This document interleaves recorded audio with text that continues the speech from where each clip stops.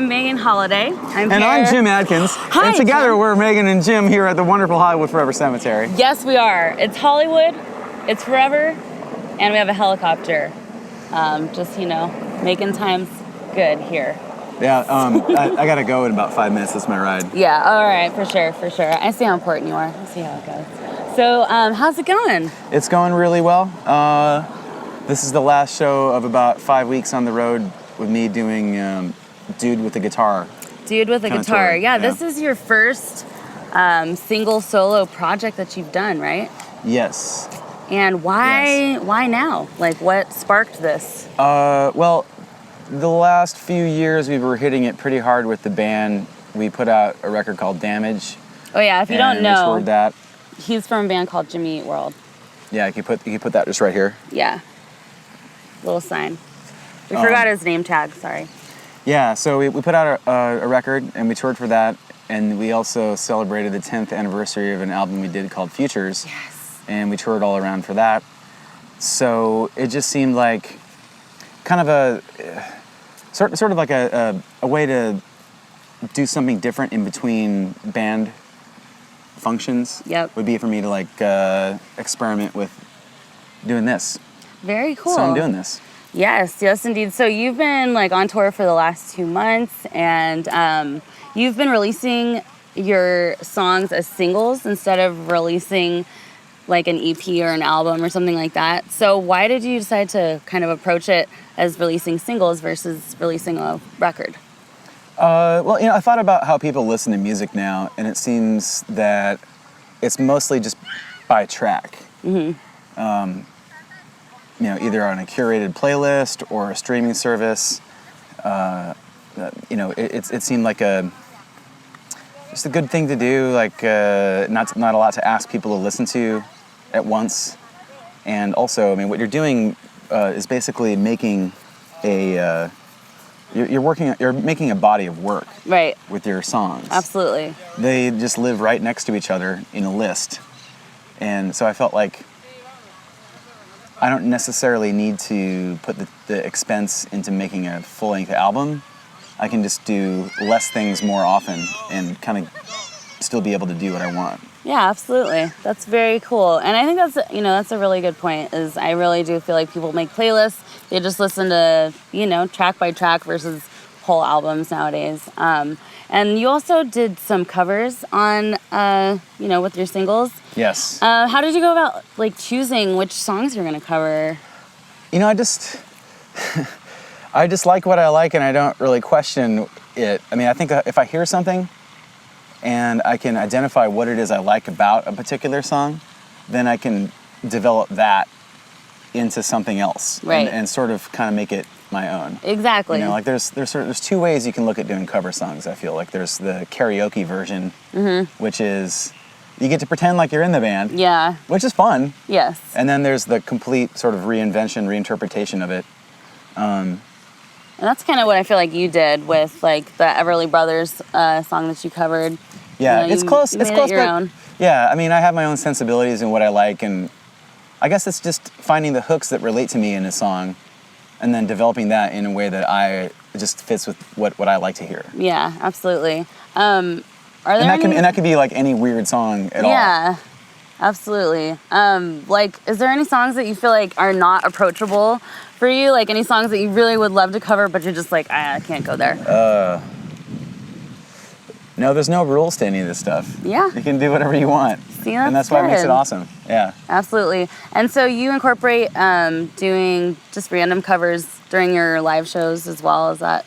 Yeah, some of the things that I recorded for the single series I'll play, and then just as time. One of the cool things about playing just totally solo is that I can change what I do night by night, or on a dime, really. Absolutely. Has it been strange, being up on stage, just you and a guitar, not having a band backing you up? It's really different. I've learned a lot by doing it. Mm-hmm. I sort of had to talk to people more. Yeah, working totally. on my witty stage banter. Yeah, absolutely. But I think when you're playing, you're always responding to what you're listening to. And when you're performing with a group, you're picking up on cues and dynamic changes from the other people you might be like playing with. And when it's just you and there's nothing to hide behind, you're sort of you're responsible for like creating and also directing the momentum that's happening. And in a way, the audience, like just feeling like what the audience is kind of doing, plays a much bigger role, I think. Yeah. Because that informs where you want to take the thing that you're doing. Yeah, absolutely. And kind of, you know, it's kind of like a meter to see like what works and what doesn't work with certain songs and stuff like that. So, yeah, sort of. But when you're halfway through a song and it's just too late. It's too late. You know, just chalk mental note. This doesn't work. Yeah, exactly. But that might just be the night too, and the crowd, and you know how much everyone's had to drink. Yeah, that's true. And you've been doing like smaller venues, like really like intimate shows on this tour. So like, how's that been?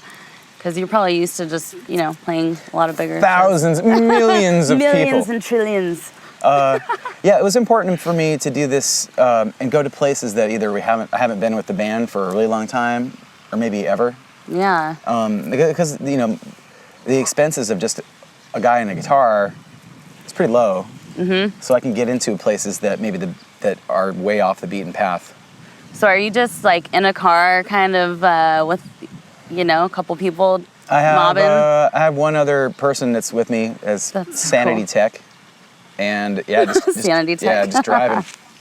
That's pretty rad. So I've noticed on your Instagram you've been like stopping along, you know, tour and checking things out, sightseeing. Yeah. So what's like been kind of the coolest stop that you've been on?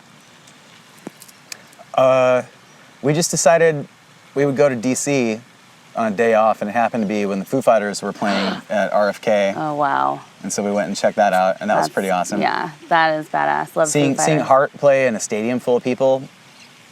Hearing Alone in a stadium packed with people going crazy was chills. Yeah, absolutely. Okay, I gotta ask you a random question.